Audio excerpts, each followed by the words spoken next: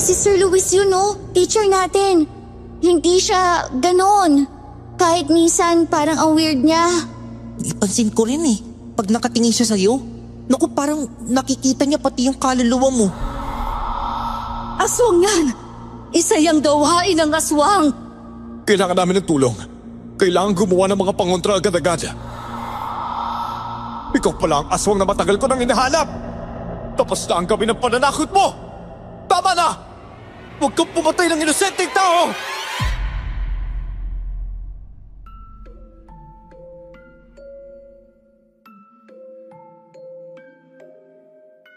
Minsan sa buhay natin, nakakakita o nakakasalamuha tayo ng mga kakaibang bagay o minsan pa nga, kakaibang mga tao. Hindi ako namimintas ng tao pero alam naman nating may mga taong madaling mamintas dahil sa panlabas na anyo ng kapwa niya. Gusto kong ibahagi ang karanasan ko kasama ang teacher ko na may kakaibang mga mata. Ito'y nangyari noong 13 anyos pa lang ako at high school pa nung mga panahon na yon. Para maunawaan ninyo ang lahat, tara, samahan ninyo ako sa aking naging karanasan. Ako nga pala si Lotis at ito ang aking kwento. Bago ko simulan ang istorya, huwag kalimutang mag-subscribe bilang suporta sa ating channel.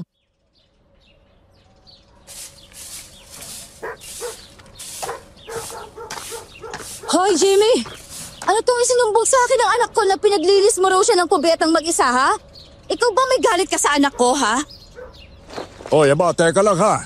May rules na kami sa loob ng silid-aralan na kapag may ginawang mali, mayroong kapalit. Yun ang dapat na disiplina sa mga bata. Ah, ang ibig sabihin hindi ko dinidisiplina ang anak ko? Ha? Ganun ba? Hindi ko sinasabi yan ha. Ikaw ang nagsabi niyan. Baka nga hindi mo dinidisiplina yung anak mo. Excuse me? Disiplinado ang anak ko. Baka ikaw ang hindi marunong magdisiplina ng anak mo. Palibhasa kasi, bakla ka.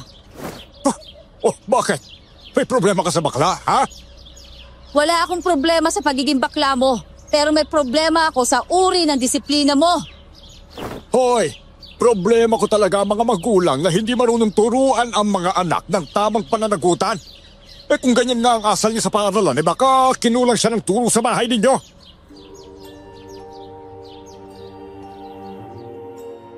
Magkaharap na sina Tatay Jimmy at Aling Sylvia na pareho nang namumula sa galit. Nagkakagulo na rin ang ilang mga magulang at guro sa paligid na nanonood sa kanilang away. Ako tuloy ang nahihiya para sa kanila. Para kasi silang bata kung mag-away eh. Nang magsalita si Momar, biglang natahimik ang paligid. Nagkatinginan na mag-ina at si Tatay Jimmy. Uy, teka, tama na po, Nay! Sir Jimmy, ako na po magpapaliwanag sa lahat kay Nanay. Ako po yung nagkamali, Nay. Sinabihan ko po kasi yung kaklase ko ng masasakit na salita eh. Ako po nag-umpisa ng away kaya pinaglinis ako ni Sir Jimmy ng kubeta bilang parusa ko. Ilang ko po mali. At tinanggap ko na yun kasi kasalanan ko naman po talaga eh. Oo, ang anak mo na mismo ang nagsabi ng kasalanan niya. Baka kung sa akin parang galing, sabihin mo nagsisinungaling lang ako, no? Anak, bakit hindi mo kaagad sinabi sa akin na kasalanan mo pala? Kasi natakot po ko na magalit ka sa akin, Nay. Kaya hindi ko sinabi ang buong kwento. Sir Jimmy, pasensya na ho kayo at nasigawan ko kayo kanina. Oo siya, pasensya ka na rin, Sylvia. Siguro nadala lang din ako ng emosyon ko. Hindi ko gustong saktan kayo gamit ang salita ko, ha? Ginawa ko lang ang dapat kong gawin bilang guro. Okay?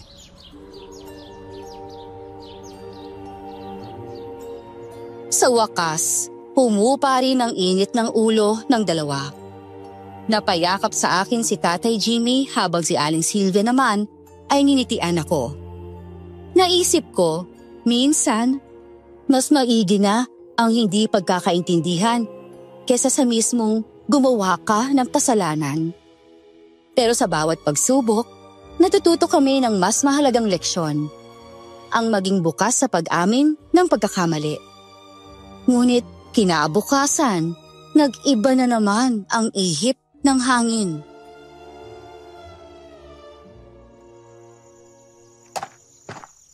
Hoy, Jamie! Bakit may mga basura nagkalat sa harapan ng bahay ko? Ikaw ang may gawa nito, ano? Nagagalit ka sa akin kaya mo inilagyan ng basura itong bakuran ko. Galing siguro yan sa loob ng silid-aralan mo. Ay, aba! O bakit naman sa silid-aralan ko agad ang tinuturo mo, ha? Hindi ba pwedeng galing sa bahay mo ang mga yan? Baka naman kasi nagkalat yung mga pusa mo kagabi. Hoy, huwag mo idamay ang mga pusa ko, ha? Mga mababait yun. Mas disiplinado pa kesa sa mga aso mong marurumi at mababaho pa. Sana sila na lang ang pinaglinis mo ng kubeta. Ay, nako, yan na naman tayo eh. Balik na naman tayo sa kubeta. Paano kasi? Kung hindi man lang sana nagkamali ang anak mo si Momar, hindi siya mapaparusahan. Oo nga, inamin niyo ng anak ko. Pero hindi ba dapat hindi paglilinis sa kubeta ang iparusa mo sa kanya? Aba, dapat pala ikaw na lang ang naging guro, ano? O sige, ganito na lang. Bakit hindi ikaw ang nagturo sa anak mo? Ay nako, ikaw talaga, Jamie. Bata lang si Momar. Nagkakamali lang din ang mga kagaya niya. Nagkakamali nga ang mga batang kagaya niya. Kaya nandito kaming mga guro para disiplinahin ang mga anak niyo na hindi niyo madisiplina sa inyong mga tahanan. Ay halak ka. Disiplinahin talaga? Ikaw nga nagkalat ng basura sa tapat ng bahay namin eh. Disiplina ba ang tawag mo dyan? Tsaka, kung ang harapan na kaya ng bahay mo ang maging tapunan ng basura, ha? Tingnan natin kung hindi ka magalit. Okay, sige. Baka sakaling mas babango pa yung basura kumpara sa mga sinasabi mo. 13 taong gulang pa ako nung mga panahon na yon. Katabi lang ng bahay namin ang eskwelahan kung saan nagtuturo si Tatay Jimmy at kung saan din nag-aaral ang kaibigan kong si Momar. Hindi ko na mabilang kung ilang beses ko nang narinig ang sigawan ng nanay ni Momar na si Aling Sylvia at ni Tatay Jimmy. Para silang mga bida sa teleserye, lagi na lang may eksena. Pero kahit palaging nag-aaway, parang aliw na aliw din sila sa bangayan nila. At heto na naman kami ngayon, bagong umaga, bagong away na naman. Nay! Sir Jimmy! Wag na po kayo mag-away! Ako naman po kasi talagang nagkalat ng basura kanina eh. Kasi po, naglaro kami ni Lotis ng eroplanong pabil kagabi. Tapos, nagkalat po yung mga basura.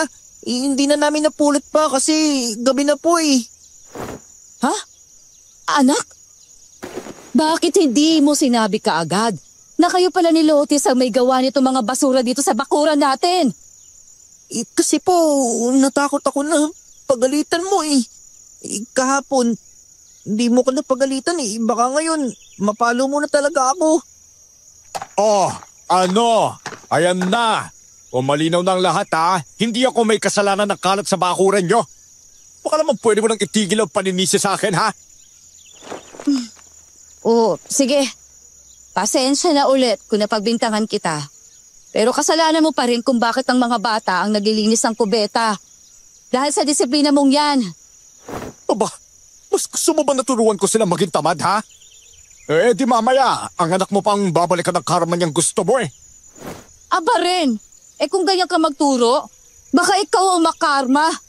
Baka bukas, ikaw na mismo maglinis ng buong eskwelahan, hindi lang kubeta.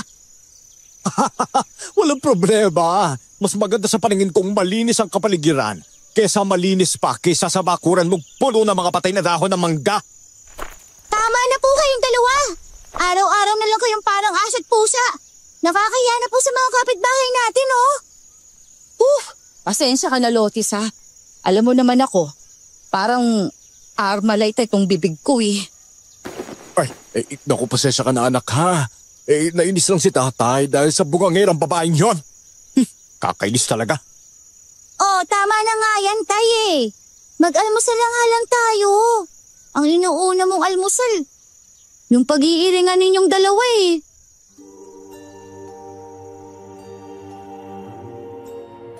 Ako na naman ang naging referee sa bangayan ng mga magulang namin ni Momar. Pero aaminin ko, minsan nakakatawa rin silang panoorin. Para silang si Tom and Jerry, Kahit lagi nag-aaway, hindi mabubuhay nang wala ang isa't isa. Yun nga lang, ang kaibahan ni na tatay at Aling Silvia, nakakagulat, parang bigla silang nahiya sa isang batang kagaya ko. Pero sa loob ko, may kutob akong hindi pa dito matatapos ang awayan ng dalawa.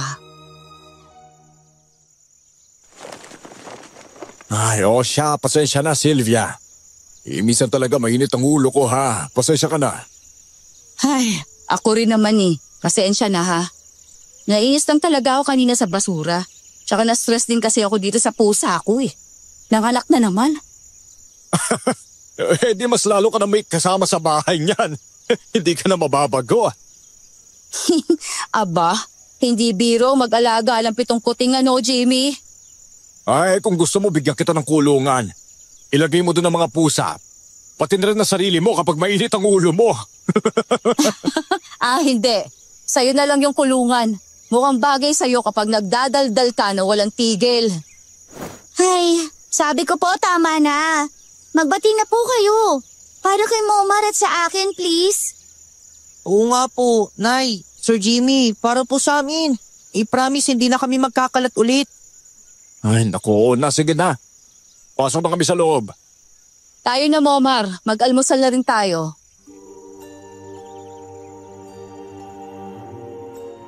Sa wakas, at nagkabati rin ang dalawa. Nakakatuwa na nakakainis silang panoorin parang bata kasi.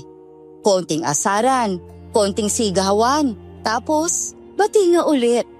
Hindi ko alam kung aasa ako na hindi na sila mag-aaway ulit. Sa tapat ng bahay namin, may eksena palagi.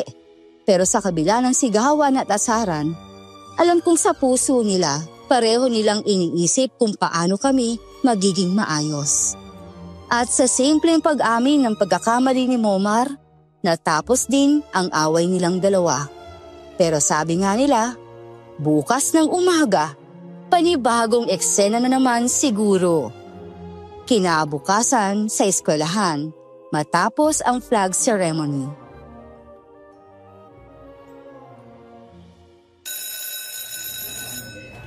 Okay mga bata, pakihinaan muna ang bulungan nyo ha.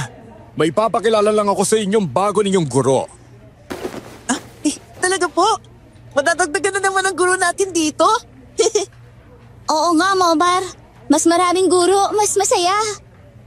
Tama kayo dyan. Ito nga pala si Sir Luis ninyo. Siya ang bago ninyong guro sa Araling Panlipunan. Saka na naman maging magalang kayo sa kanya gaya ng paggalang ninyo sa iba ninyong mga guro. Maliwanag ba mga bata? Maliwanag pa ho sa sikat ng araw, sir. Siya magaling.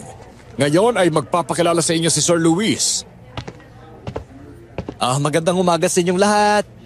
Masaya akong makasama kayo mga bata. Siyempre, sa mga gurong makakasama ko. Sana maging maganda ang samahan natin habang tayo'y natututo. Maraming salamat. Hoy, tignan mo yung mata ni Sir oh. Ang laki nung isa. Tapos yung kabila, ang liit naman. Oo nga, no? Ano kaya nangyari sa mata ni Sir Luis? Hoy, Momar, Lotis. Aba hindi magandang pinag-uusapan ng itsura ng ibang tao ha? Dapat maging magalang kayo. Maliwanag ba? Pasensya na po, Sir Jimmy.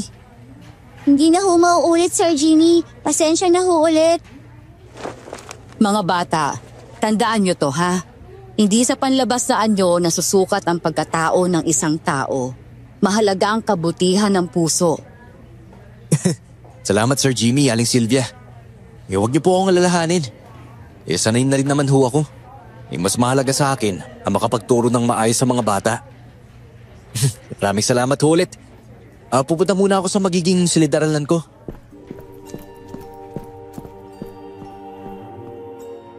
Habang nakatayo ako sa gilid ng linya ng mga estudyante, sinulyapan ko si Sir Luis. Oo, hindi pantay ang mga mata niya, halatang may diferensya. Pero may kakaiba akong nararamdaman sa kanya nung mga panahon na yon. Hindi ko maipaliwanag kung ano. Alam kong hindi yun awa, hindi rin takot. Parang may misteryo sa likod ng mga mata niya.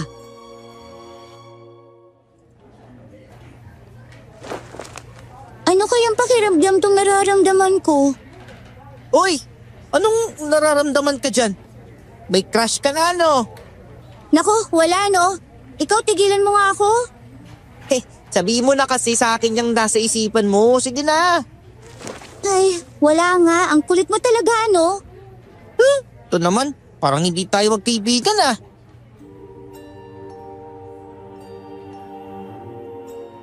Napatingin ako kina Marlon at Jessa na kanina pa tumatawa. Kung sa bagay, mga bata pang mga isipan namin noong mga panahon na yon. Madaling matawa sa kakaiba. At kahit na may munting bulong-bulungan, ramdam ko namang may kabutihan si Sir Luis. Pero kasi, baka ako lang ang nag-iisip ng ganon. Mahilig lang siguro akong mag-isip ng kung ano-ano. At ilang sandali pa, recess time na. Nakita ko si Aling Sylvia nakausap si tatay.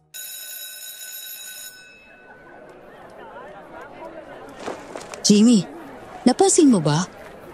Medyo kakaibang mga mata ni Sir Luis, ano? Ay, nako nga eh. Pero alam mo, hindi naman niya kasalanan yun. Ibigay yun ng Diyos sa kanya. Tsaka mabait naman siya eh. Wala namang problema kung itsura niya lang ang pagbabasihan natin. Hindi ko naman sinasabing masama siyang tao ha. Pero alam mo naman dito sa baryo natin, minsan pag may kakaibang anyo, may mga chismis agad na ikinakalat. Ay, nako Sylvia. Kaya nga dapat tayo ang unang magpakita ng magandang halimbawa. Hindi lang sa mga bata, kundi pati na rin sa mga matatandang makikita ng utak. Ayaw nating matutunan ng mga bata ang pangusga sa kapwa. Tama ka dyan. Pero alam mo, Jimmy, may nararamdaman akong kakaibang presensya kanina habang kausap natin siya. Hindi ko alam kung ako lang din ba ang nakakaramdam nun. Ha? Naramdaman mo rin? Akala ko ako lang. Parang may malamig na hangin na dumaan sa likod ko habang nakangiti siya sa atin kanina. Pero ayokong pangunahan ng kakaiba kong pakiramdam ha. Huwag muna tayong magpadala sa mga hinala natin. Baka pagod at puyat lang ako. Baka bukas, iba na ang pakiramdam ko sa kanya. Naku, hindi nga tayo pwedeng manghusga sa mga taong nakapalibot sa atin. At saka ang kagandahan lang, mabait siya sa mga bata. Yun ang importante. Pero alam mo, kung nasa nobela tayo, maiisip kong baka may sikreto ang bagong guro ng mga bata. Ay naku, ikaw talaga, tumigil ka nga. Mabuti na lang talaga't bati na tayo ulit. Ay kung hindi lang talaga sa mga bata, ay naku, baka asa't pusa pa tayo hanggang ngayon.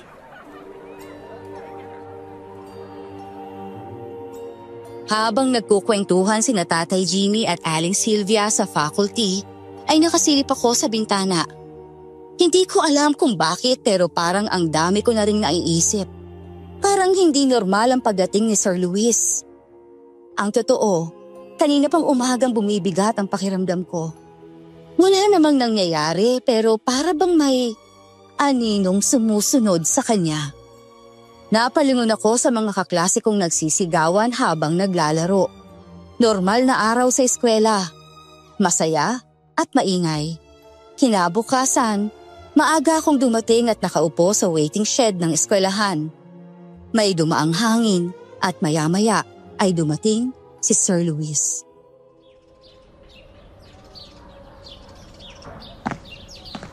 Magandang umaga, Lotis. Maganda ka. Opo, sir. Ayoko ho kasing nahuhuli sa klase, kaya maaga po akong pumapasok. Mukhang mas masipag ka pa sa mga guro dito ah. Alam mo, gusto ko ang mga batang masisipag. Kasi po, mas tahimik kapag maagang dumating dito sa paaralan. Ang sarap pa ho ng preskong hangin sa umaga. Tama ka dyan, Iha. Pero alam mo, Lotis, may kakaibang gandang mga lugar na ganito ah. Tahimik lang, pero minsan, matahimikan. May tinatagong ingay na hindi natin naririnig. Ingay po? Anong ibig niyo pong sabihin, Sir Luis? Ay, siguro hindi yung pamaintindihan, Lotis, kasi bata ka pa. Kapag nasa tamang edad ka na, malalaman mo rin ang lahat. Okay po, sir. Huwag mo kong pansinin, Iha. Mahilig lang ako magsalita ng malalim gamit ang mga salitang di nyo pa maintindihan. Gusto ko lang sana maging maayos ang lahat sa panibagong simula ko dito sa paaralan niyo. Opo, sir. Welcome po ulit dito sa aming paaralan. Salamat, Lotis, ha? Salamat sa pagiging mabuting estudyante. Ngayon pa lang, nakikita ko na ang maganda mong kinabukasan.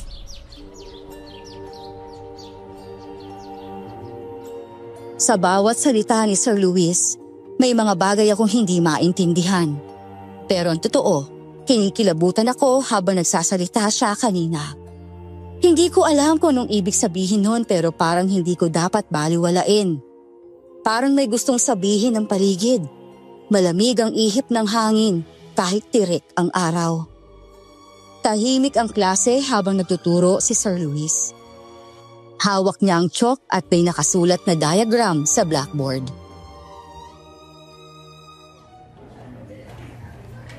Okay mga bata, tandaan natin na ang photosynthesis ay proseso kung saan ang bawat halaman ay kumukuha ng enerhiya mula sa araw. Yan. Ngayon, sino ang makapagbibigay ng halimbawa ng halamang madalas ninyong nakikita sa paligid? Sir! Pwede po bang tanong muna bago sagot? Sige Momar, basta hindi mo ko lalagyan ng sakit sa ulo sa tanong mo ha. Sir, bakit po ganyan yung mata nyo? Yung kabila po malaki, yung kabila naman po medyo singkit. Parang hindi sigurado kung alin yung susundin eh. Nagkagulo ang buong klase dahil sa tanong na yon ni Momar. May mga pabulong na nagtatawanan. Pinipigilan ko ang sarili kong matawa pero medyo kinabahan ako sa itatanong ng kaibigan. Nakatingin lang si Sir Luis ng seryoso sa kanya. Alam mo, maganda yung tanong mo, Momar. Kasi ganito yan. Malaki kasi yung mata ng nanay ko. Singkit naman yung tatay ko. Nalito siguro ang mata ko kung kanino magbabana. Kaya, ayun, sabi ng mga mata ko, manahin na lang ang dalawa. Ganun po ba yun, sir? Akala ko po may aksidente ka dati o kaya nakulam ka. Kulang? Teka, wag mong binibiro ang mga bagay na ganyan, Momar. Hala ka, may mga bagay sa mundong di mo gustong maranasan sa totoong buhay. Tumigil ka na nga, Momar. Nasagot na ni sir ang tanong mo. Napaka-chismoso mo talaga. Ayos lang, Lotis. Alam kong nahihiwagaan din kayo sa kakaibangan nyo ng mata ko eh. Wala naman akong problema sa inyo, sir. Ang may problema lang ho, ang mga taong nakapalibot sa inyo. Pasensya na ho kayo, sir ha. Hindi ko na po ulitin ang tanong ko. Paano mo uulitin? Nasagot na ni sir. No, siya tama na yan mga bata. Ipagpatuloy na natin ang leksyon. Biglang natahimik ang klase. Nagtatinginan kaming lahat. Ramdam ko na biglang bumigat ang paligid. Ako man ay nakaramdam ng kilabot sa tono ng pananalita ni Sir Luis. Sir, kaya po ba parang ang bigat ng tingin nyo minsan? Parang alam nyo agad kung sinong may kasalanan? Pakiramdam lang yun, Momar. Pero tandaan nyo, hindi lahat ng nakikita ng mata gugustuhin yung makita. Parang ang lalim po ng ibig ninyong sabihin, sir ha. Oo, Lotis. Minsan, ang mga kwento ng matatanda, hindi purong katang-isip lang. Dahil ang iba, totoo. Mukhang malahin na tayo sa ating aralin ah. Habang nagsasalita si Sir Luis, parang may kung anong bumabalot na lamig sa paligid. Hindi ko maipaliwanag kung bakit pero parang may mga matang nakatingin mula sa likod ng mga bintana ng silid-aralan. May kakaibang bigat ang boses niya. Oo, nakakatawa ang biro niya tungkol sa mata niya pero nung binanggit ni Momar ang kulam, ay nag-ibang naging pakiramdam ko. Para bang nagbukas siya ng pintuang hindi dapat binubuksan. Nagpatuloy ang klase, pero ramdam ko ang bigat ng hangin. Ilang minuto pa ay muling nagtanong si Momar.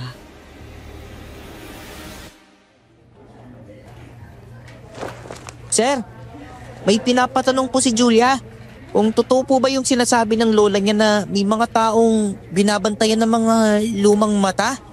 Yung parang mga bantay na nilalang daw. Ay, may mga lumang kwento na ganyan, Julia.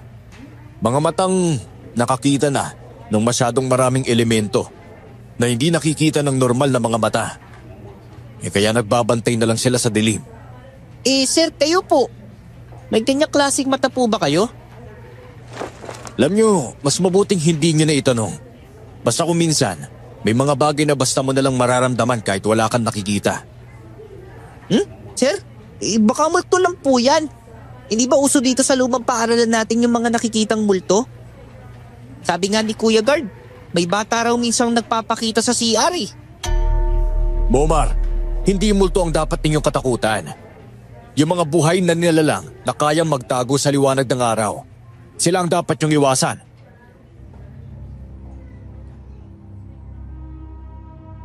Napatigil ako sa kanyang sinabi at kinilabutan. Lumingon ako sa bintana at parang may aninong dumaan. Nagtatinginan kaming lahat. Walang makaingik, isa man sa amin. Nararamdaman kong bumilis ang tibok ng puso ko. Nakatingin lang ako kay Sir Luis habang dumudula sa mga butil ng pawis ko sa batok. Kahit palamig ang simoy ng hangin.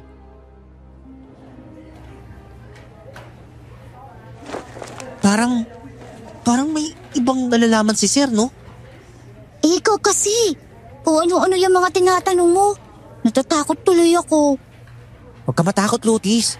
Kayang-kaya kong talunin ang kakaibang nilalang na yan. Tumigil ka nga dyan. Mas lalo akong kinakabahan sa'yo eh. Tama na yung mga bata. Bumalik na tayo sa leksyon.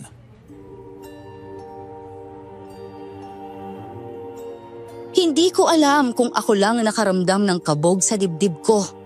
Parang nagbabadya ng panganib ang mga mata ni Sir Luis kanina. Pero hindi ako ganun kasigurado noong mga panahon na yon. Para bang may laman ang bawat salitang binitiwan niya. Ramdam ko pa rin ang malamig na hangin na kanina pa'y naglalakad sa batok ko. Kahit natirik ang araw sa labas. Gusto kong isipin na imahinasyon ko lang ito, pero sigurado ako na hindi. Tumagal ang oras ng klase, pero marami sa amin ang naiwang naguguluhan. Pagkatapos ng leksyon ay nagpakumpol-kumpol kami sa huling hanay.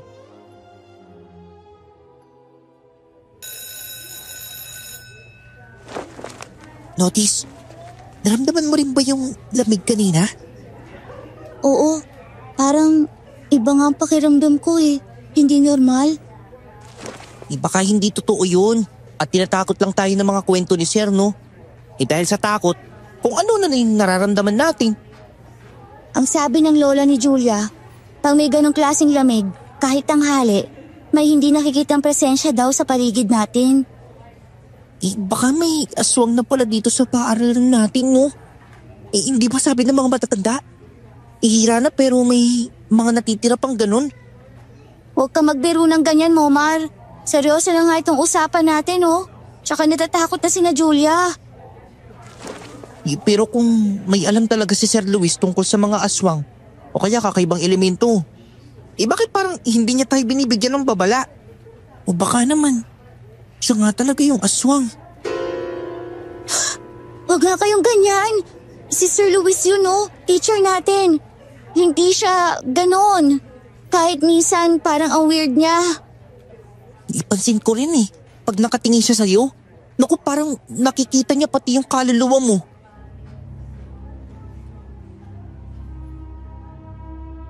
Sa mga salitang binitiwan ng mga kaklase ko ay lalo akong kinilabutan. Ayokong pag-isipan ng masama si Sir Luis, pero hindi ko rin maalis sa isip ko yung mga sinabi niya kanina. Parang may dalawang mukha ang mga salita niya, isa sa harap at isa sa likod ng katahimikan.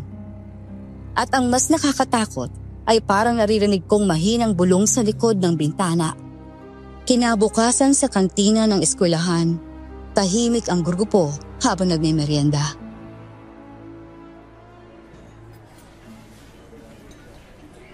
Alam mo, nagtanong ako kagabi kay Lanay.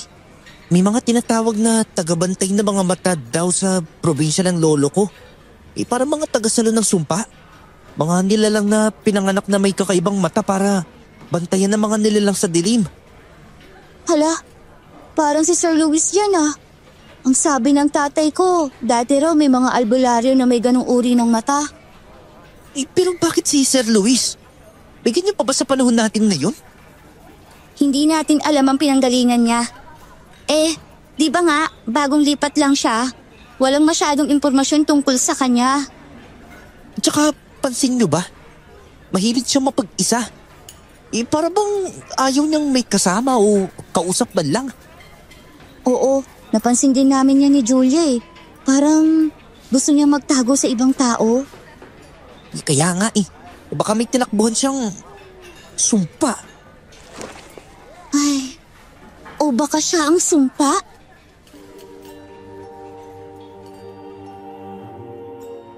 Hindi ko pa rin talaga maiwasang itanong kung isa bang mabuting tao si Sir Luis o hindi. Wala naman siyang ginagawang masama sa amin pero kung pag-usapan namin siya ay parang isa siyang kriminal. Isang gabi, inutusan ako ni Tatay Jimmy. Lotis anak, bumili ka nga ng gatas, bigas at delata sa tindahan ni Namomar. Sige ho, Tay. Tay? Pwede ba akong bumili ng pagkain ko? O siya sige. Basta iwasan mo ang sobrang maalat at baka matatamis ha. Okay, Tay. Biskwit lang ho ang bibilihin ko. Pwede ko mas mabuti pa at mabusog ka. Sige na, bumili ka na anak. Para bukas makapagsahin na tayo ng maaga.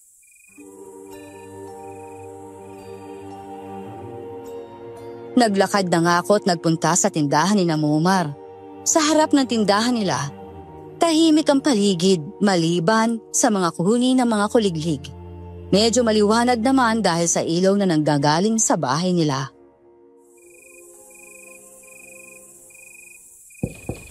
Tao po! Pabili po! Oh, Lotis! Aba, gabi na! Anong bibilin mo, iha? Magandang gabi po, Aling Sylvia. Inutusan po ako ni tatay bumili ng bigas at ilang delata, tsaka gatas po at biskuit. Aba, sige. Teka, kukunin ko lang ha. Momar! Anak, kuhanan mo nga ng bigas itong si Lotis. Tsaka kumuha ka ng mga delata. Aba, Nay! Uy, Lotis! Kumusta? Nakatulog ka pa ba ng maayos? Ayos naman, Momar. Ikaw, nakakatulog ka pa ba ng maayos? Baka takot na takot ka tuwing gabi, ha? Ay naku, ako pa bang matatakot? Ay teka, anong dilata ba ang bibilhin mo? Yung may sardinas ba o yung corned beef? Isang sardinas at isang corned beef na lang. Gusto kasi yun ni tatay eh. Anak, dagdagan mo na rin ng 2 lata ng sardinas para may dagdag kayo sa hapunan. Libre ko na yan, Lotis, ha? Suki naman kayo dito eh. Tsaka masaya ako at hindi na tayo nagbabangayan. Salamat po talaga, Aling Sylvia. Napakabait niyo po. Siya, yan na. Kumpleto na yan lahat, ha? Ingat ka pag-uwi, lalo na ngayon. Ay, teka. Nabalitahan mo na ba yung kwento ulit dito sa baryo? Ano na naman yon? Tungkol na naman sa aswang? Oo. Ang sabi nila, may nakita na namang mga bata sa gubat. May mga hayop na bigla na lang nawawala. Mga manok na natutuyaan ng dugo. At may mga tao ring pinapatay daw. Ayan ka na naman, Momar. Huwag na kayo mag-usap ng ganyan dito. Baka matakot si Lotis. Marami na namang kwento-kwento. Ay, ang sabi, may mga nakakita raw ng mga dilaw na matang kumikislap sa dilim. Para raw mata ng pusa pero malalaki. Nakakatakot naman po yun. Uuwi pa naman ako mag-isa ngayon. Matatakotin ka pala eh. Kung gusto mo, ihatid na lang kita pa uwi. Malapit lang naman yung bahay niya eh. Ay, hindi na. Okay lang. Salamat na lang, Momar. Sigurado ka ba, iha? Mag-iingat ka, ha? Kung may maramdaman kang kakaiba, tumakbo ka pabalik dito. Opo, Aling Sylvia. Salamat po ulit.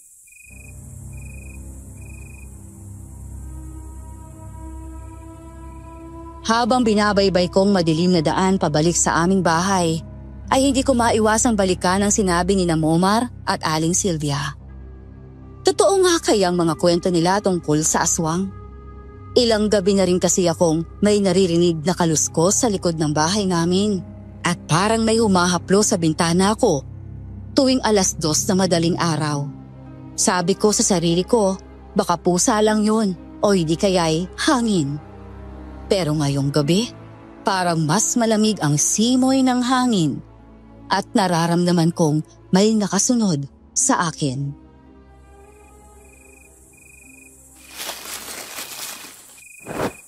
Hello? May tao ba dyan? Kung sino ka man, lumabas ka na. Huwag mo ako tinatakot. Ngunit wala akong narinig na sagot. Pero sa gilid ng aking mga mata, may natanaw akong kumikislap na kulay dilaw na may pagka-orange na nakatingin sa akin. Para bang mata ng pusa pero mas malaki at tila papalapit. Diyos ko, ano yun?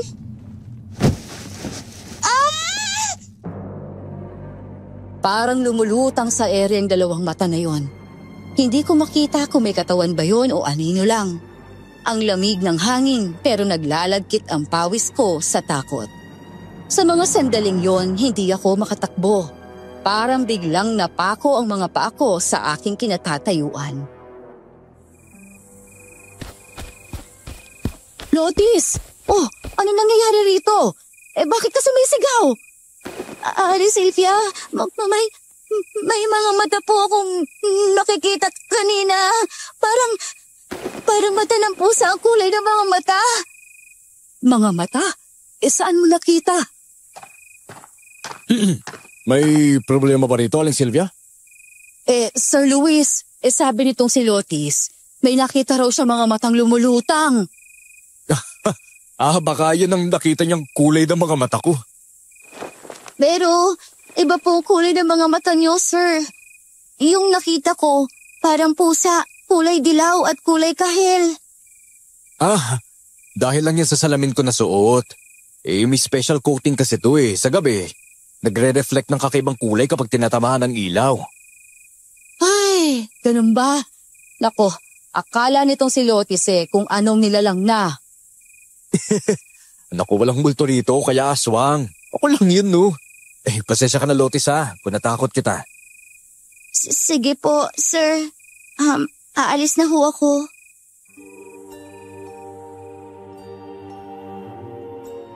Pag-uwi ko sa bahay, ay parang wala ako sa sarili.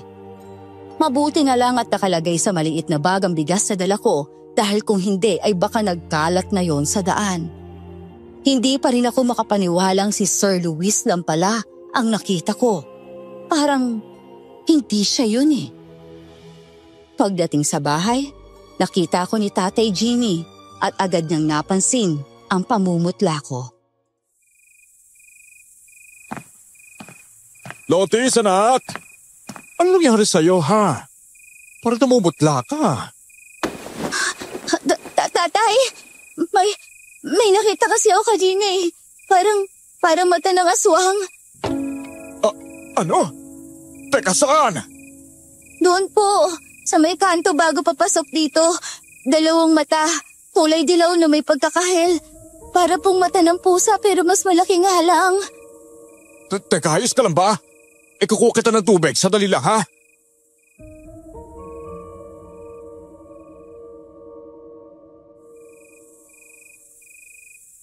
Ito tubig. Uminom ka muna. Salamat ho, Tay.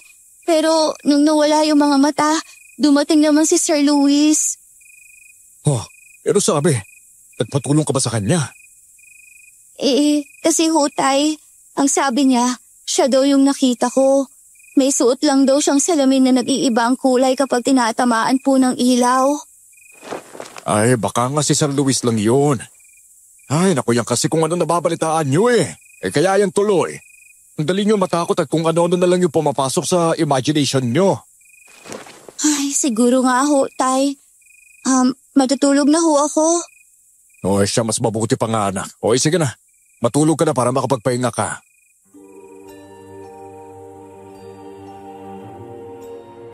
Pumasok ako sa aking kwarto. Medyo natatakot pa rin. Nakapatay ang ilaw, kita ang liwanag ng buwan mula sa bintana. Nang kumalma na ang dibdib ko, ay humiga ako sa papag at ipinikit ang mga mata. Hindi yun guni-guni. Hindi yun imahinasyon lang. Totoo yung nakita ko. Sino yan? Sino kayo? Umalis kayo dito! Napakapit ako sa aking kumot. Tumulo ang butil-butil na pawis sa noo ko at maya-maya may narinig na naman akong mga yabag sa bubong namin. Mas lalong tinambol ang puso ko sa kaba. Panginoon ko, tulungan niyo po ako. Tay Jimmy! Tay! Oh, Lotis anak. Ano nangyari? Ba't ka umiiyak? May boses! May galuskos ako naririnig. Para may gusto kumuha sa akin, Tay! Okay na, nandito na ako anak. Baka mga hayop lang yun sa bubong. Mga pusa lang yan. Basta wag mo nang isipin yun. Hindi ho pusa, Tay. May naririnig din po akong parang bubulong sa akin. Alam ko may kakaiba ho, Tay. Ay, walang multo anak. Hindi totoo ang mga yun. At yung mga aswang, naku, kwento-kwento lang yung mga yun. Pero Tay, hindi ko ho ito iniimbento. Totoo talaga ang mga sinasabi ko. Ay, siya sige. Doon ka na matulog sa kwarto ko ngayong gabi, ha? Mahigpit na napayakap ako sa aking ama. Takot na takot talaga ako. Sa labas, maririnig ang malalakas na alulong ng mga aso sa buong baryo. Ang tunog ay tila dumarami, lumalapit at nagkakaisa. Mas lalo akong natakot.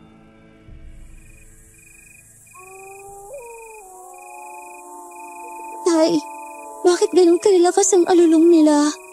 Parang may gusto po silang kunin. Ay, ano ba? Huwag mo nang isipin ang mga atungal nila.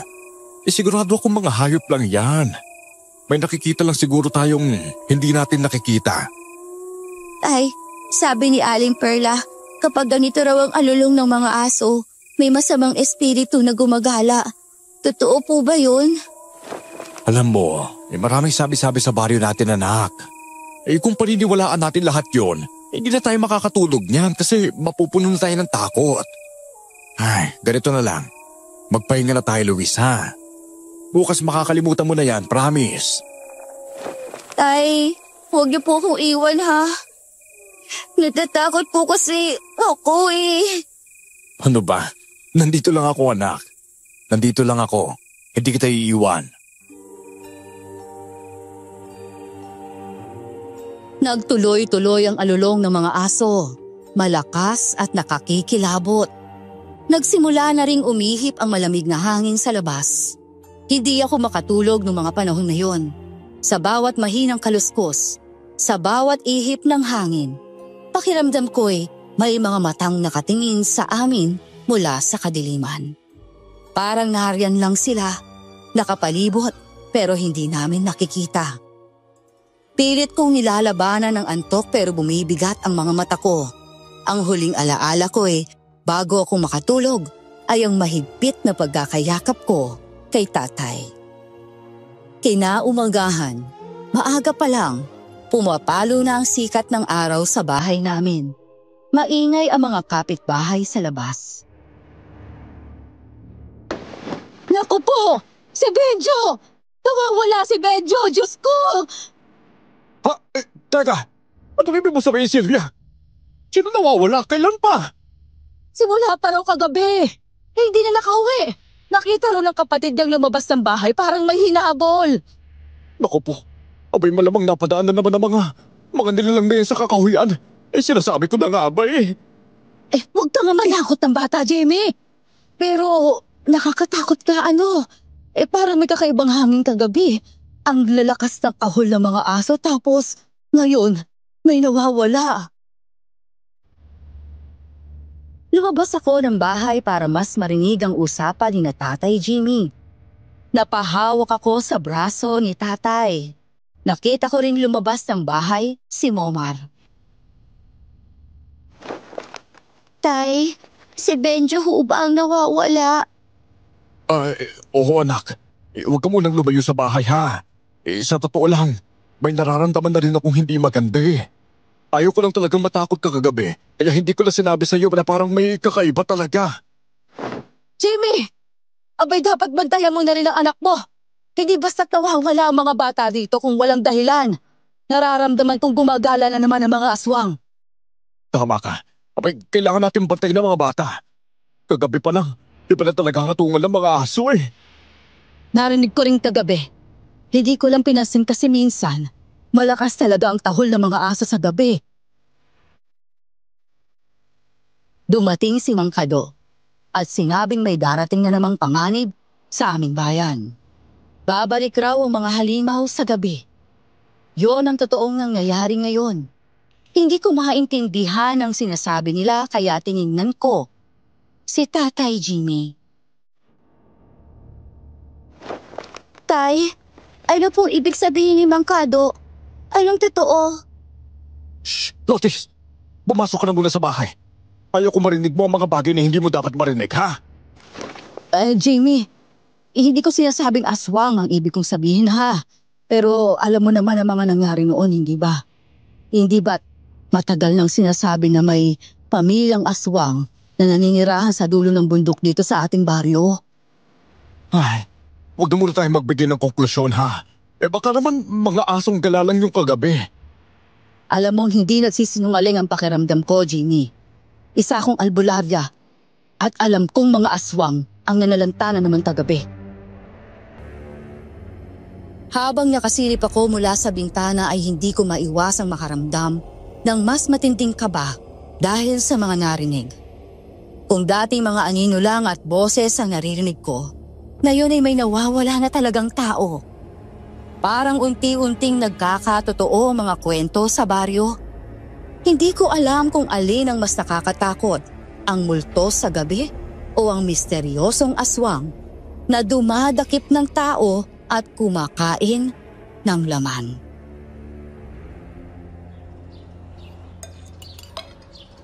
Hoy, anak. Anak, kumain ka na. Huwag mong isipin masyadong tungkol sa mga narinig mo kaninang umaga, ha? Tay, kung may aswang po talaga, bakit dito sila bumabalik? Dahil may kasaysayan itong baryo natin noon. Inatake ang lugar na to ng mga aswang eh. Naku, mabuti na lang. At may nagtanggol sa bayang ito. Kaya nung nawala ang mga halimaw, abay bumalik na ulit sa normal ang lahat. Pero mukhang magbabalik na naman sila eh. Tay, natatakot po ako. Baka po isang araw kunin ako ng aswang na yon. Ayoko po mangyari yun, Tay. Ano pa, huwag kang mag-alala, anak. Ituturuan kita kung paano mo dedepensahan ang sarili mo. Mamayang gabi, may ibibigay ako sa iyong bagay para siyang magpoprotekta sa iyo, ha? Basta, magdasal ka lang. Pero Tay, natatakot po talaga ako. Sana katulad mo ako malakas sa loob. Ay, malakas ang kutob ko. Alam ko. Kaya huwag kang mag-alala dahil hindi kita pababayaan, okay? Bakit po hindi na lang tayo umalis? Pumunta tayo sa probinsya ni na Lola. Naku, hindi pwede, anak. Tsaka walang mangyayari masama sa'yo. Hindi ka ba naniniwala kay tatay? Alam mo, kahit bakla ako, kayang-kaya pa rin kita kapag laban, anak.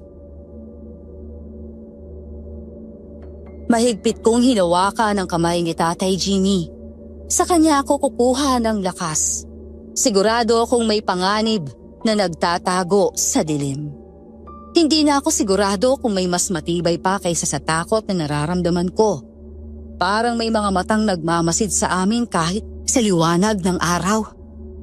Naglalakad kami ni Momar sa makipot na daan pa uwi sa aming bahay. Mabagal ang mga hakbang namin. Medyo kinabahan pa ako kaya kinakagat kong pang-ibabang labi. Ang paligid ay nananahimik, ngunit ramdam ang lamig ng hangin.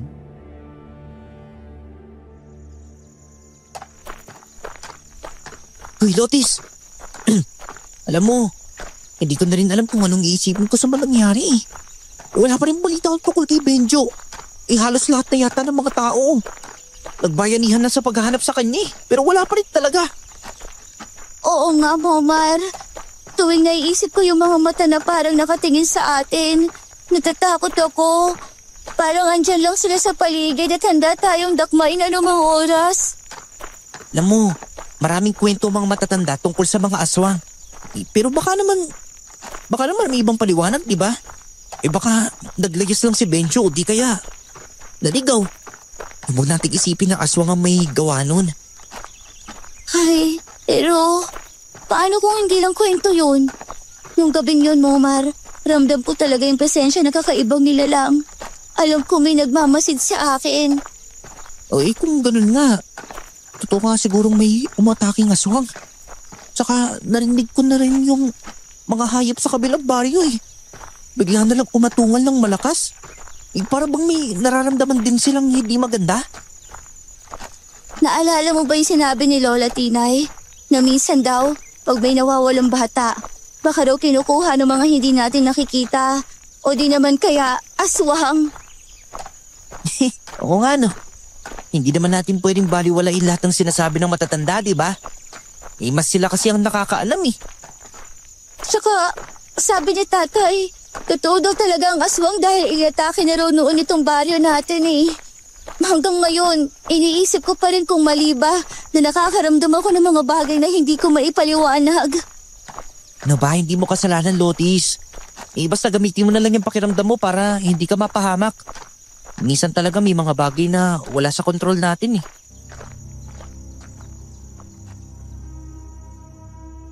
Habang naglalakad kami ni Momar ay naririnig kong yabag ng aming mga paa sa lupang medyo basa. Hindi ko maalis sa isip ko mga matang yon na nakita ko. Parang sumusunod, nagmamasid.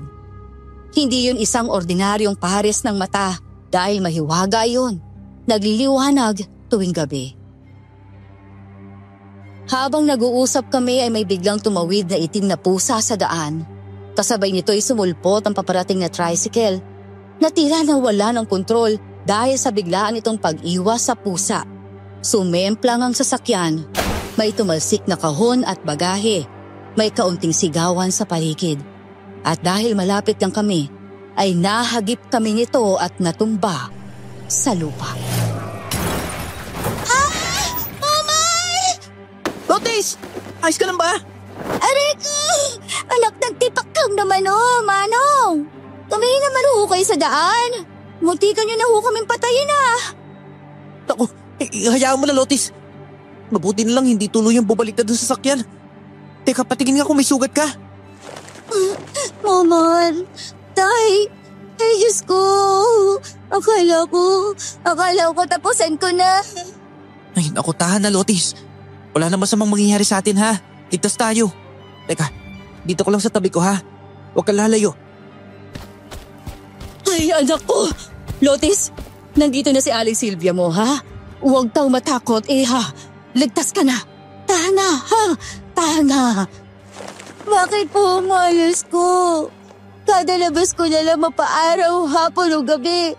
Palagi may nangyayaring masama sa akin. Hindi naman ako masama, di ba? Shh! Tapos na yun, iha. Hindi ka masama. Ang bait mo nga Hahawakan ko ang kamay mo ha at hindi kita pababayaan. Ramdam kong higpit ng yakap ni Aling Silvia. Pero kahit mahigpit ang yakap niya ay hindi mapawi ang kilabot na gumagapang sa dibdib ko. Munti ka na kaming maaksidente. Parang may malamig na kamay na kumakapit sa batok ko. Yung pakiramdam na kahit maraming tao sa paligid, ay may kung anong hindi nakikitang mata ang sumusunod sa bawat galaw namin. Ilang sandali pa, dumating si Tatay Jimmy, naggalit na galit. Dahil nalaman niya ang nangyari.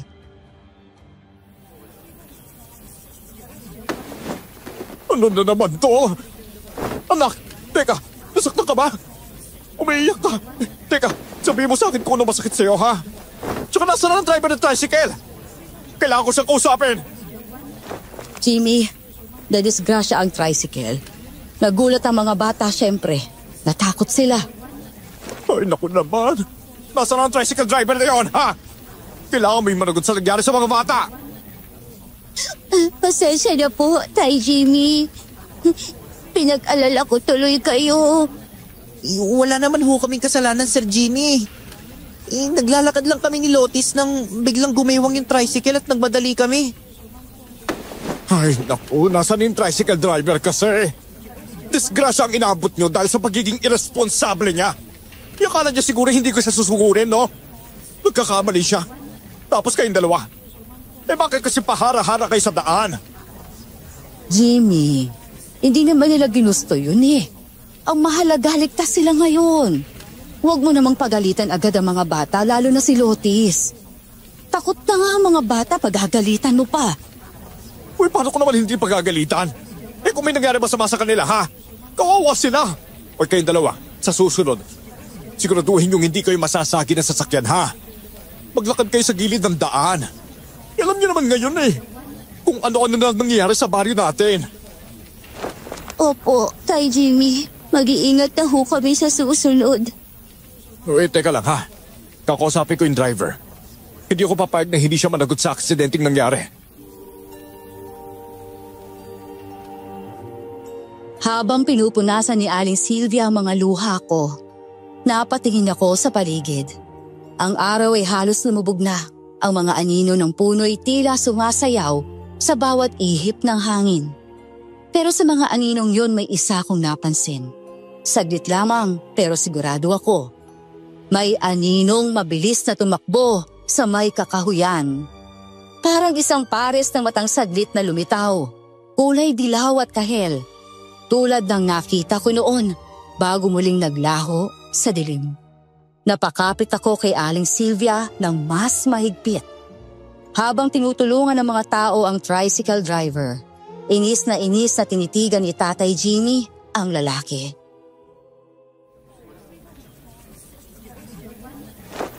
Uy, may nakita ka ba, Lotis? Biglang nagibangan niyo mo eh. Parang may matang nakasilip sa may puno, Momar. Sandali lang yun, pero nakita ko talaga. Ano ba, huwag mo na yung isipin, Lotis. Hindi ba may ibibigay ang tatay mo sa iyong proteksyon? Teka, naibigay niya na ba? Tama si Mo, Mariha. Huwag mo munang intindihin ang mga nakita mo. Huwag kang mag-alala at kakausapin ko ang tatay mo tungkol sa mga yon. Kailangan kong gumawa ng orasyon para makita kung may espesyal kang taglay. Sige ho, Aling Sylvia. Kung mayroon man kayong nakikita o nararamdaman, huwag ninyong hayaang lamunin kayo ng takot. Palagi tayong maghanda. At higit sa lahat, huwag ninyong kakalimutan na magdasal. Inay, kung totoo nga may aswang na gumagala ngayon sa baryo, dapat siguro gumawa na kayo ng mga pangontra. Di ho ba albularya kayo? Tama ka, anak. Baka panahon na nga para gumawa ulit ng mga pangontra laban sa mga aswang na yan. Pero sa mga panahong ganito, panalangin ang isa sa pinaka-epektibong sandata natin. Pati na rin ang malasakit sa isa't isa. Gagawin ko po ang lahat para lumakas sa loob ko. At alam kong tuturuan ako ni tatay kung paano lumaban sa mga halimaw.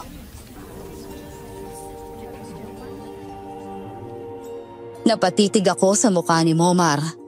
Determinado rin siyang makipaglaban kahit bata pa kami noon. Pero bago pa man ako makapagsalita, bigla kaming nakarinig ng malakas na sigawan. Agad kaming lumapit sa kinasalpukan ng tricycle. Nakita ko si tatay na nakikipagtalo sa driver. Dali-daling lumapit si Aling Sylvia para awatin siya.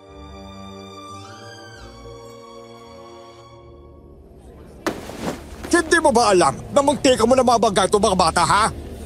Buti na lang at buhay sila. Kung may nangyari sa kanila, anong gagawin mo, ha? Ha? Tay! Tatay! Tama na ho! Jamie, tama na! Hindi naman naging malala ang nangyari.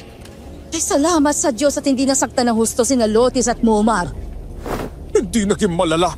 Sylvia, muntik nang madisgrasya mga bata. Dapat kasuhan tong driver na to eh. Jimmy, matuto ka naman magpasalamat sa Diyos. Kung dadalhin natin yan sa barangay o sa pulisya, mas lalo lang magugulo ang lahat. Wala namang nabalian o namatay. Huwag mo namang palakihin ang gulo. Wala rin namang may gusto sa nangyari. Alam mo, kailangan maturuan ng leksyon ng mga katulad niya. May anong klaseng pagmamaneho yon, ha? Kahit anong leksyon pang ibigay mo sa kanya, Jeannie, hindi na mababago ang nangyari. Minsan, kailangan mong kontrolin ang galit mo. Tatay, ayos lang po kami ni Momar. Wala naman po kami sugat Natumba lang kami ng kaunti pero wala pong masamang nangyari sa amin. Huwag na po kayo mag-away. Oo nga ho, Sir Jimmy. Ayos na po talaga kami. Iligtas naman po kami ni Lotis eh. Huminga ng malalim si Tatay Jimmy at dahan-dahan niyang ibinaba ang kanyang kamay. Ngunit bago pa man tuluyang lumamig ang sitwasyon, ay biglang may sumulpot mula sa likuran namin. Si Ate Lourdes. Ang kilalang baliw na palakad-lakad sa baryo. Wala siyang pakialam sa kaguluhan ng paligid. Huwag kayo mag-away! Huwag kayo mag-away! Huwag kayo mag-away! Manahimik ka nga! Umalis ka rito! Alis! Hay nako, Lourdes. Huwag ka na makichismis dito. Mas mabuti pa ay maglakad-lakad ka na lang sa malayo. Tumahimik kayo! Tumahimik kayo! Pababa na ang bathala! Kukunin niya kayong lahat! Anong bathala na naman yung pinagsasasabi mo? Umuwi ka na lang.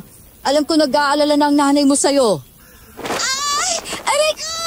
Huwag mo hilahin ang buhok ko! Hoy! Palo na babae ito! Pitiwan mo ang buhok ng anak ko! May mga bathala! May mga bathalang kukuha sa inyo! Boom! Tsara-tsara! Halika nga rito, baliw ka! Pero bago pa man din siyang mahuli ng mga tao sa paligid ay mabilis nang tumakbo si Ate Lourdes papalayo. Habang tumatawa ng malakas, para bang wala siyang kasalanang ginawa. Huwag kayo mag-away! Huwag kayo mag-away!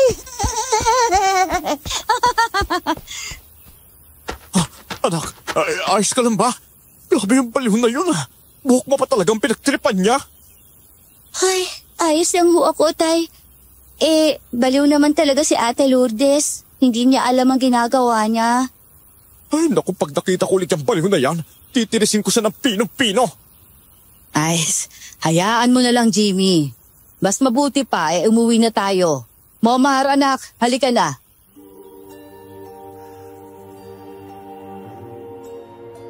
Kinagabihan, tahimik akong kumakain sa hapag habang si Tatay Jimmy naman ay seryosong nagkakape sa gilid ng mesa. May dinukot siyang bagay mula sa bulsa. Isang maliit na porseras na gawa sa mga sinaunang butil ng kahoy at may nakasabit na maliit na mutya. Lotis anak, kunin mo ito. Isa itong anting-anting na galing pa sa lolo mo. Abay magagamit mo yan kung sakaling may panganib. Tsaka wag na wag mong iwawala ha. Poprotektahan ka niyan. Opo, Tay. Salamat po. Kakaibang pulseras naman ho ito. Abay kakaiba talaga yan anak. Dahil espesyal. Kaya pag-ingatan mo na mabuti ha. Opo, Tay. Pangako, iingatan ko po ito. Naku, simula ngayon, magkatabi na muna tayo matulog. Hanggat hindi pa natin alam kung aswang nga ba talaga ang nasa likod sa pag-atake sa gabi. Sige po, Tay. Pero sabi po ni Aring Sylvia, gagawan daw niya ako ng orasyon. Gusto raw niya malaman kung bakit may nakikita at nararamdaman akong kakaiba. Ano ba, hindi mo na kailangan ng orasyon anak. Alam kong espesyal ka. Kaya nga may ginawang anting-anting para sa'yo. Alam niyo po ang nangyayari sa akin, Tay? Pero bakit parang mas pinili niyo pong ilihim ito? Ay, pasensya ka na anak ha. Ginawa ko lang yun para maprotektahan ka. Hindi mo pa talaga kailangan pasalin ng bigat ng mundo eh.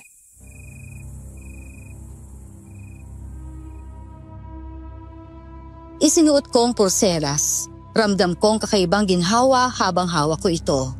May init sa palad ko pero hindi nakapapasong init.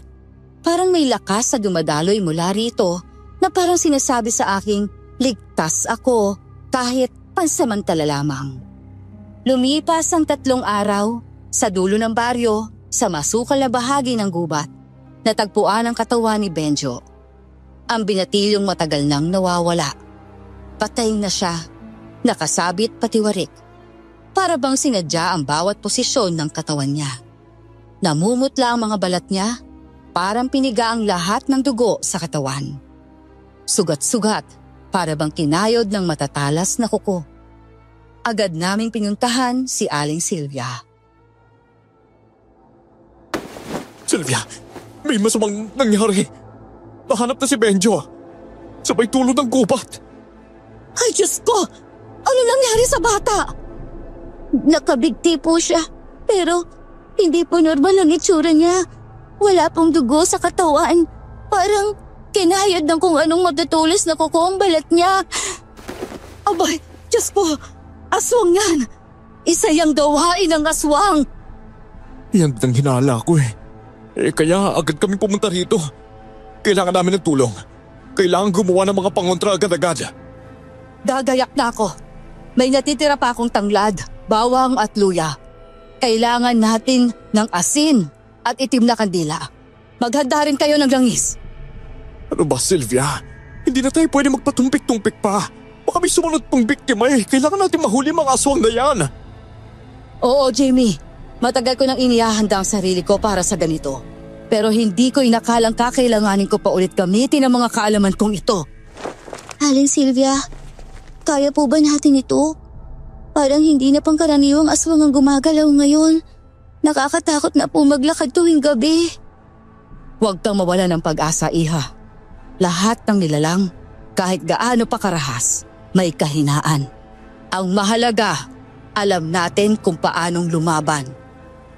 Ay, eto ang asin na dinala ko. Nagdala rin ako ng maraming bawang bulakin na magdensyo. Mabuti kung ganon. Lalagyan natin ng asin ang paligid ng mga bahay natin. Tapos magsabit din kayo ng bawang sa mga bintana at pintuan. At ito ang pinakamahalaga. Itong pulang tela na ito para hindi basta-bastang makapasok ang aswang na yon. Maraming salamat po, Aling Sylvia. Galing pa yan sa lolo kong isa ring albularyo. Hindi basta-bastang makakalapit ang masama sa may suot niyan. Kaya isuot niyo yan palagi. Alam mo, kailangan din pantayan natin ang paligid tuwing gabi. Baka umatake yung halimaw kapag nakakita ng pagkakataon eh. Tiyakin mong laging may apoy na nagliliyab sa harap ng bahay ninyo. Hindi gustong lumapit ng mga nilalang na yan sa liwanag. Habang abala kami sa pag-aayos sa mga pangontra, hindi ko maiwasang kabahan. Kahit na may mga halamang gamot, asin at bawang, para bang hindi sapat ang lahat ng yon para mapanatag ako. Para akong nilalamig sa kabila ng mainit na apoy na nakasindi sa harapan ng bahay namin. Hindi ko maintindihan pero simula nang makita kong katawan ni Benjo, ay parang may bumabagabag na sa utak ko. May parte ng pagkatao ko ang hindi mapakali, na parang may koneksyon ang lahat ng ito sa kung sino man ang pinaghihinalaan kong may itinatagong lihim. Si Sir Luis. Kasama namin sa bahay sina Aling Sylvia at Momar. Lotis, siguradong babalik yung halimaw na yan dito sa bayan natin. Nararamdaman ko talaga eh. Sana naman hindi, Momar. Pero kapag bumalik sila, lalaban tayo. Kaya nga tayo naghahanda, diba? Para lumaban. Ako, hindi na ako natatakot sa mga kagaya nilang halimaw. Hoy anak, huwag mong isipin na mahina tayo ha. Tandaan mo, kapag nagkaisa tayo, kahit gaano pa kalakas ang halimaw, kaya natin lagpasan. Lotis, ikaw na muna magbantay sa apoy. Huwag mong hahayaang mamatay yan, ha? Mahalaga yan para hindi lumapit ang aswang. Sige po, Aling Sylvia. Babantayan ko po ito na mabuti. Lotis, kanina, nakita mo ba si Sir Luis? Nakita ko kasi siya kanina sa kabilang kalsada eh. Parang may hinahanap. Nakita ko rin siya kanina eh. Pero wag pa rin tayo magpakakampante sa presensya niya. Teka, nakita niyo si Sir Luis? Bakit niyo siya binanggit? May napapansin ba kayong kakaiba sa kanya? Hindi ko po alam kung gunig-gunig ko lang. Pero parang ibang aura niya eh. Lalo na sa mga mata niya, Para bang hindi yun mata ng tao.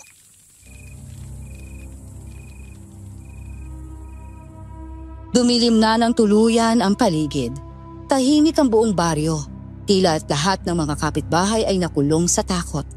Habang nagbabantay ako sa may bintana ay naramdaman kong bumibilis ang tibok ng puso ko. Hindi ko alam kung bakit pero parang may malamig na hangin na dumaan sa likuran ko. Nang lingunin kong labas ng bintana ay nakita kong kumikislap na mga mata. Yung mga matang parang nakita ko na dati kay Sir Luis. Naglalakad siya sa gitna ng kadiliman, tila walang takot sa paligid. Hindi siya nagmamadali. Maayos ang kilos niya, parang may hinahanap. Nilabas siya ni Tatay Jimmy na galit na galit. Hoy! Sir Luis! Ikaw pala ang aswang na umatake tuwing gabi, ha? Kaya ba may kakaiba kang mga mata? Ha? Sir Jimmy, wala po ako masamang intensyon. Naglalakad lang ako para magbantay, no? Alam niyo namang maraming nawawalang alaga dito sa banyo eh. Tinutulungan ko lang ho kayo. Tumulong? Ha? Bakit ikaw ang nakita namin ngayon? Nakarinig kami ng kaluskos sa bubong. Tapos nakita ni Lotis ang kakaiba mong mga mata. Kumikislap na parang mata ng pusa. Ay nako, ayos ka sa mga masasamang mambalak, ano? Bakit hindi ka na nagtatago ngayon? Siguro akala mo, mapapaikot mo kami sa bait-baitan mo, ha? Abay malapit na talaga kami mawalan ng pasensya sa'yo, Luis. Hindi nga ako aswang. Bakit hindi niyo pakinggan ang paliwanag ko? Sa totoo nga niyan nakita ko nga yun nila lang na yun kagabi. Sinundan ko rin kung saan siya nagtatago. Tay, baka naman nagsasabi ng totoo si Sir Luis. Baka hindi siya yung aswang. Parang ibang nararamdaman ko habang nakatitig sa kanya.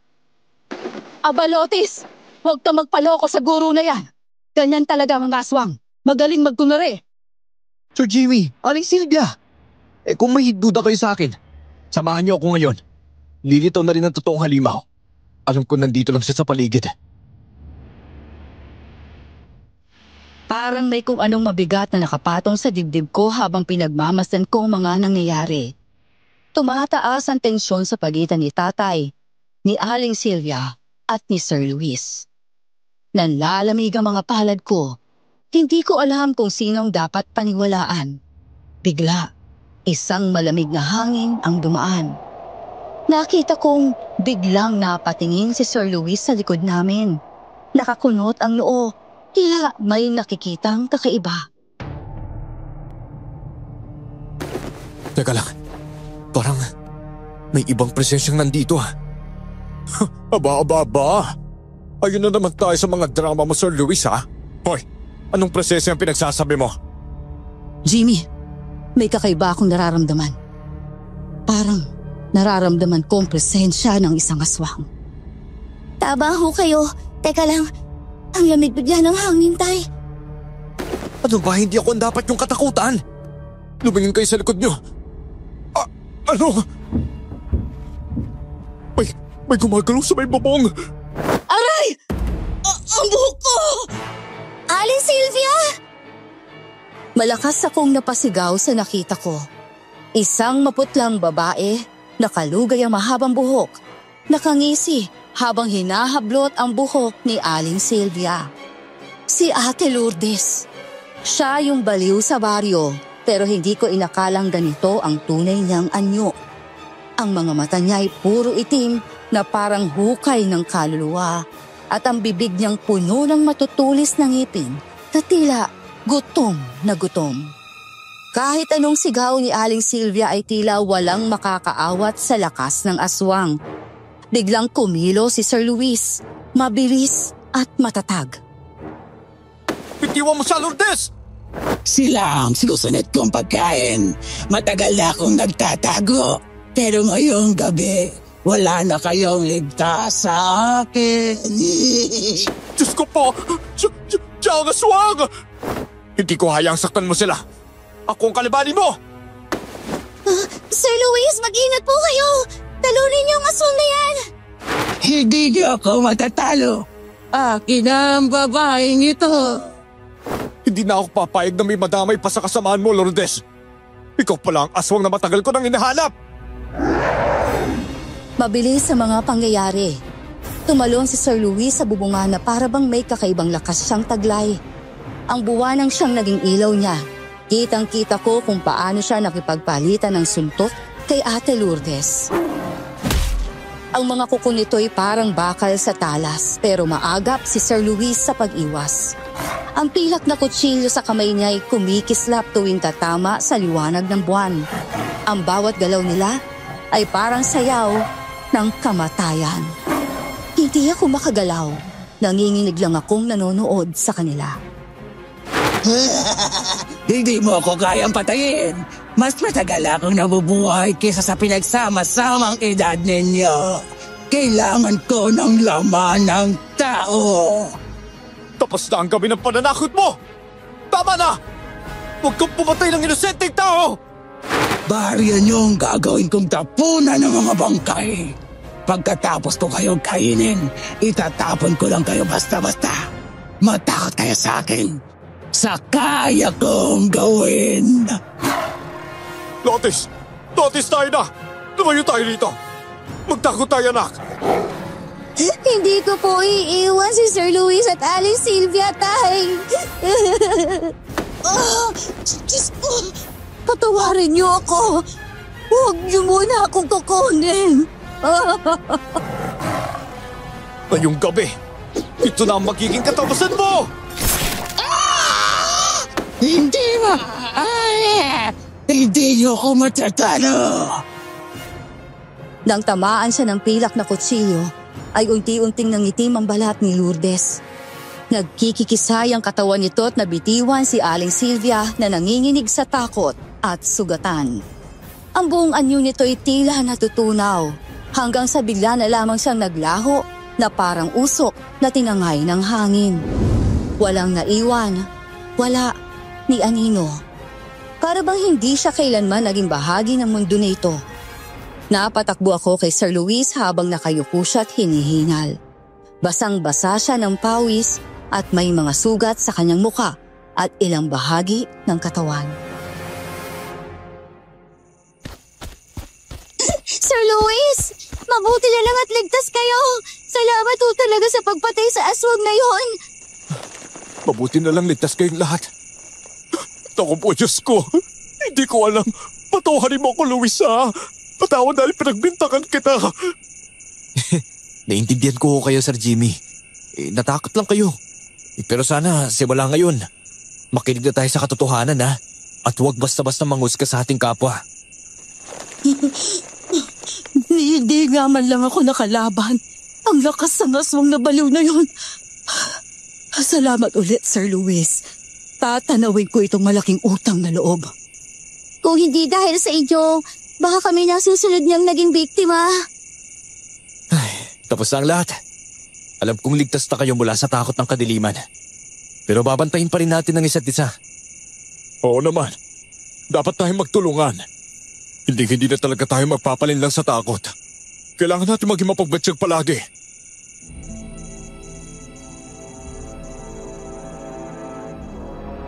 Habang dumadaloy ang liwanag ng buwan sa baryo naming kanina'y binalot ng takot. Ramdam kong katahimikan sa paligid.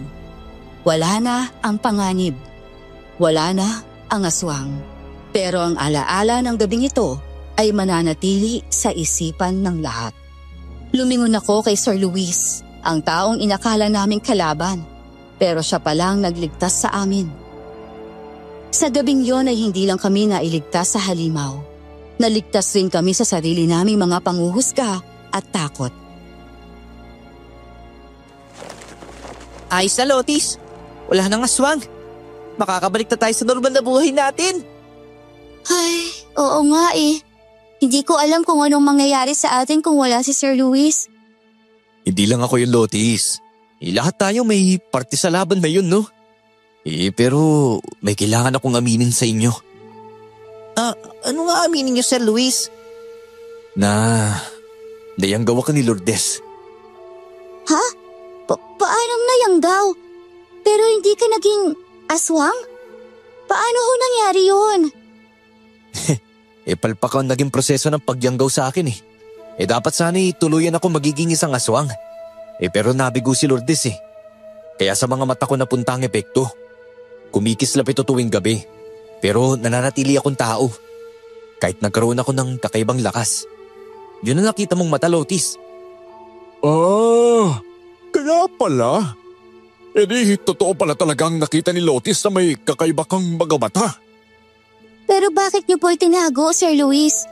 Pwede niyo naman po sabihin sa amin eh. Hinatakot ako, Lotis eh. Akala ko kapag nalaman ng lahat, uhusgan niyo ako. Mas nanaisin pa ng tao na kalabanin ako kaysa intindihin. Pero, Sir, pinatunayan niyo po na mas malakas ang loob ninyo kaysa sa takot ninyo. Ipinagtanggol ninyo kami kahit may panganin sa sarili ninyong buhay. Habang nakikinig ako kay Sir Luis, para akong lumulubog sa lalim ng gabing puno ng katotohanan. Sa kabila ng kanyang pinagdaanan, pinili niyang protektahan kami. At higit sa lahat, sa gabing yun ko naunawaan na minsan, ang mga takot natin ang nagpapalakas sa mga halimaw. Pero kapag natutunan nating harapin ang katotohanan, unti-unti ring nauupos ang dilim. Kinabukasan, sa eskwelahan, masaya ang mga estudyante. Naglilinis kami ng aming silid-aralan. Nagkakatuwaan ang mga guro at mga magulang.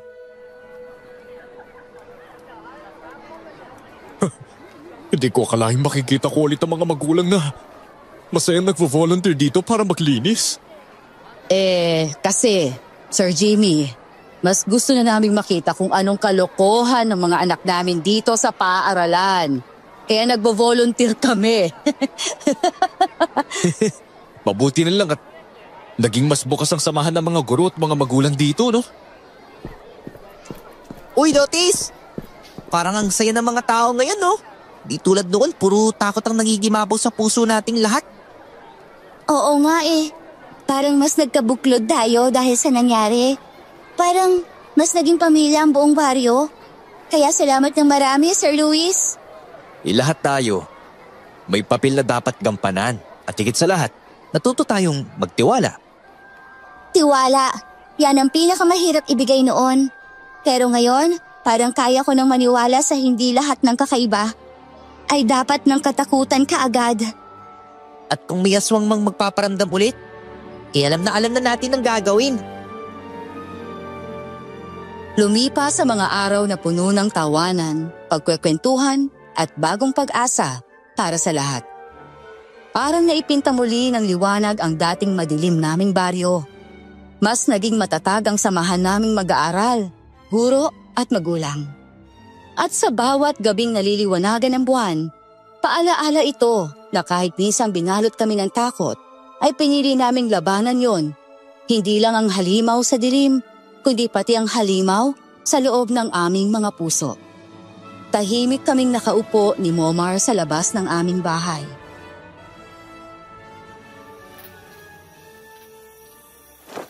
Alam mo, Lotis, dati parang hindi ko alam kung anong kinabukasan natin eh.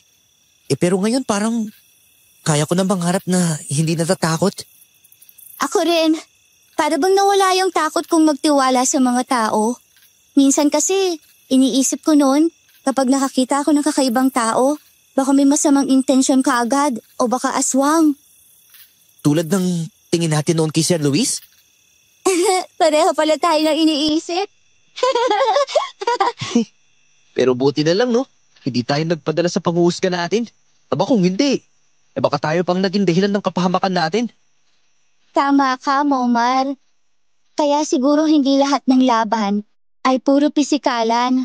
Minsan, mas mahirap labanan yung sariling takot. At masarap sa pakiramdam na yun. Tahimik na ang baryo. At ang mas maganda, parang naging mas malapit tayo sa isa't isa. Oo nga, Momar.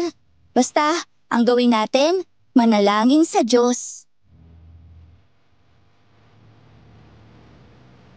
Tiningnan ko si Momar habang nagkukwentuhan kami sa ilalim ng malamlam na buwan. Sa kabila ng mga dilubyong pinagdaanan namin, may bago kaming natutunan. Na may mga bagay na mas matibay pa sa takot. At yon ay tiwala. pagkakaibigan at pagmamahal. Hindi ko man alam kung anong haharapin namin bukas pero sigurado akong hindi na kami basta-bastang magpapatinag. Dahil minsan na naming napatunayan na kaya naming talunin ang dilim. Maraming salamat sa inyong pakikinig sa aking naging karanasan sa buhay. Muli, ako si Lotis at ito ang aking kwento.